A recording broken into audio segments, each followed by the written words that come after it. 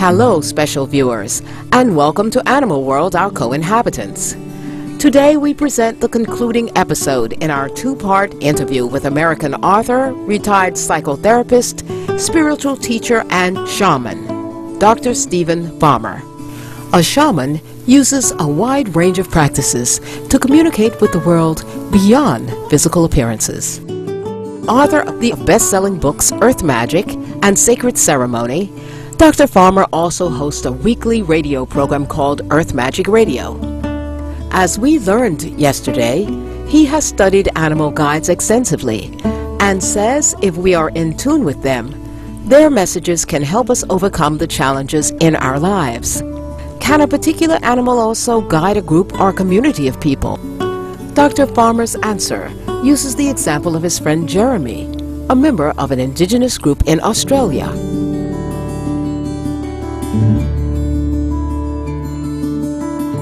I want to explain a couple other terms, how I view them: totem animal and power animal. Totem animal is probably the one that people more commonly refer to. I got to tell you the technical definition in my world, and totem is one of two things. Totem is typically a spirit animal that's shared by a community, a tribe, a clan, a family. The Gukayalanji tribe that Jeremy is part of in Australia, the men share a totem. And that's a totem animal, and that's the cassowary. And then he's got his personal totem, which is, this is public, so I'm not giving away any secrets, as a long-necked turtle. So totem means one of two things, typically in my world. One is that it is shared by a clan or community. The second is representation of a spirit animal, whether it's a power animal or a totem animal. This is a representation of one of my power animals, the wolf. A little soapstone carving. Just a reminder, sits by my computer, and I've got others. This is actually a graphite raven. Beautiful piece, and this was gifted to me. This is, clients, will occasionally gift me things. Can't see it, but there's a condor up there. So the condor itself could be considered a totem. So it's not just the physical being, it's also the spirit of not just that long-necked turtle, but the entire species of long-necked turtle. And in some ways, the entire species of turtle, because there's a few different subcategories.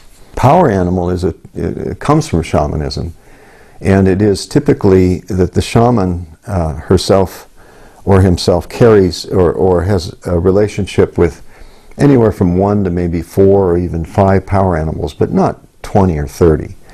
And those are consistent animal spirit guides. For instance, snake must have come to me I think about 20 years ago. And then within about 3 years of that, wolf showed up. And then owl showed up again about 4 years later. Not just showed up, but through my work, identified himself as a power animal. Raven came in loud and clear about 4 or 5 years ago and has become like the main power animal that I work with, I refer to, I listen to, I ask questions of, etc. Do we each have a specific animal guide? And if so, how do we identify the animal? Here are Dr. Farmer's thoughts. Everybody is born with an animal spirit guide that you could call a totem animal or a power animal. However, we don't have the training, or in our very mixed culture, parents just don't have the way to say, teach a child that this is a real special spirit guide to them. So what happens? They leave. Now later, as an adult, we become into this sort of consciousness about spirit animals. They can come back to us, or we can find them, or they'll be knocking on the door.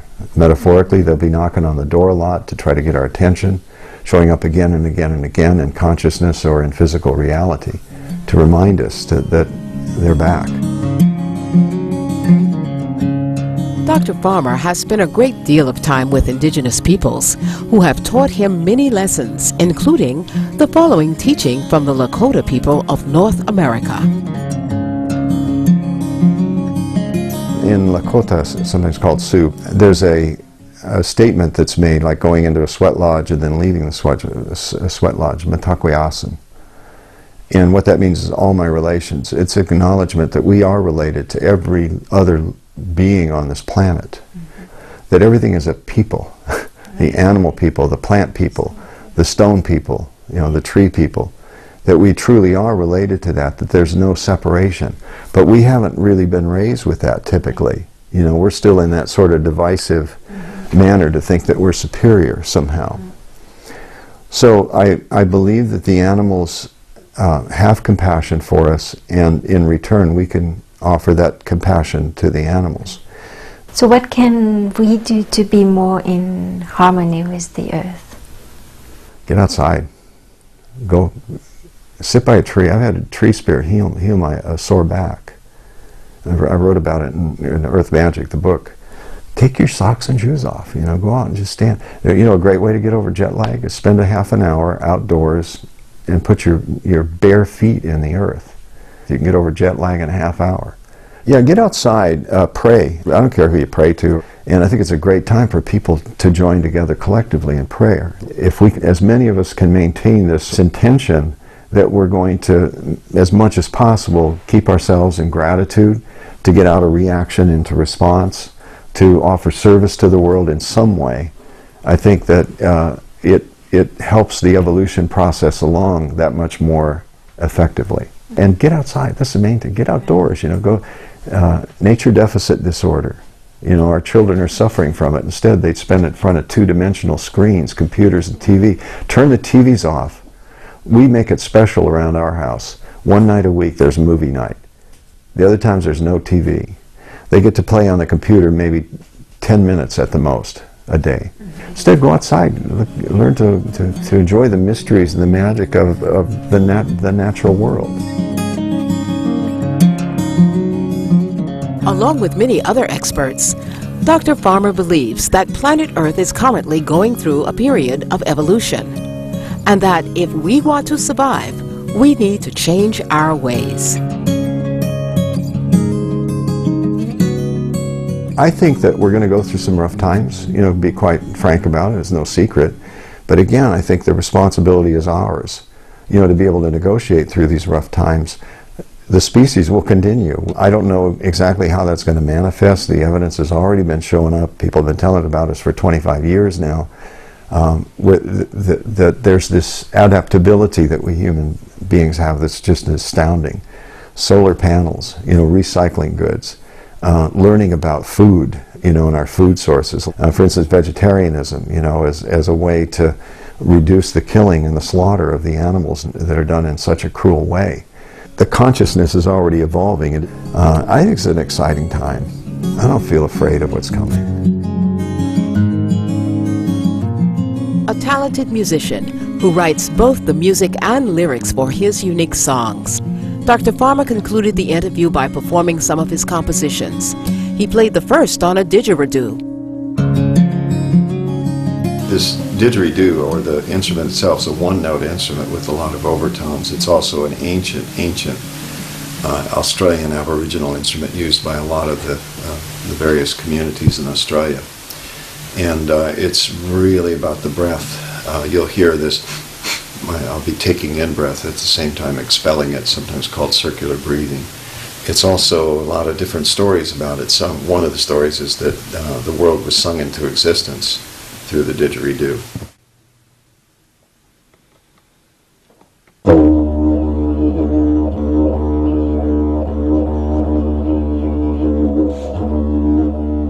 This next song is about a goddess in Hawaii. Pele is the goddess of the mountain, the goddess of fire. Kilauea is the active volcano, is considered where Pele lives, and I used to live there off and on for a period of time. And I was inspired to write this song that was to the goddess Pele, as well as Mother Earth, and also the goddess of the sea, Namakahokai. Mother of creation,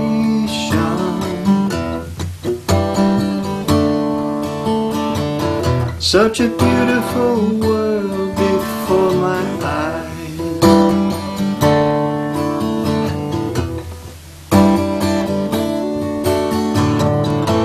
Across the meadow,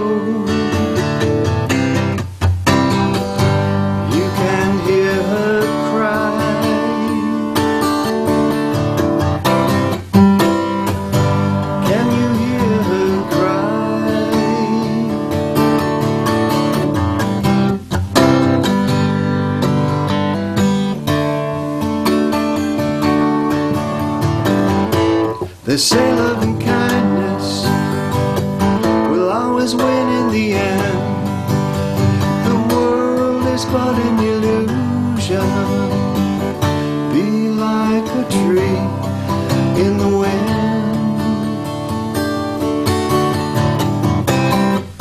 like a tree in the wind, like a tree in the wind.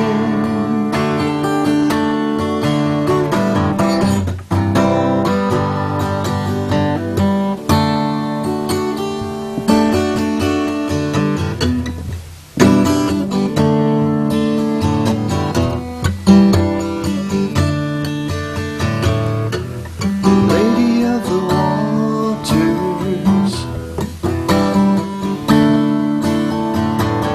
purify my soul and set me free.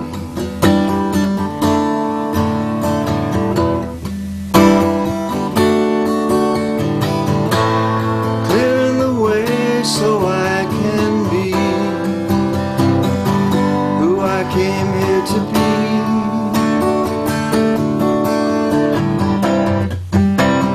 I came here to be.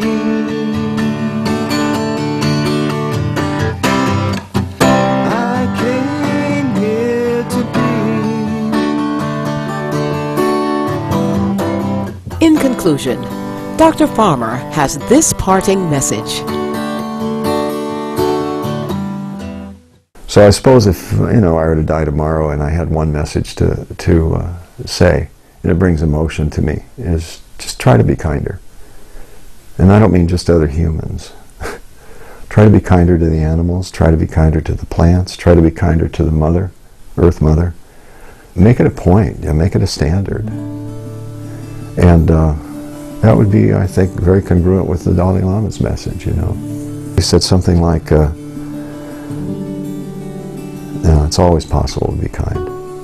Make that your choice.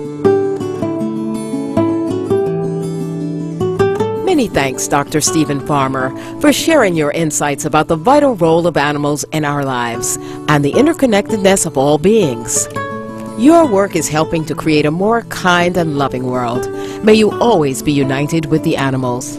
For more information on Dr. Stephen Farmer, including how to listen to his radio show, please visit www.drstephenfarmer.com. Earth Magic and Dr. Farmer's other books and publications are available at the same website. Thank you for joining us today on Animal World, Our Co-Inhabitants. May all beings on Earth enjoy long lives in peaceful harmony.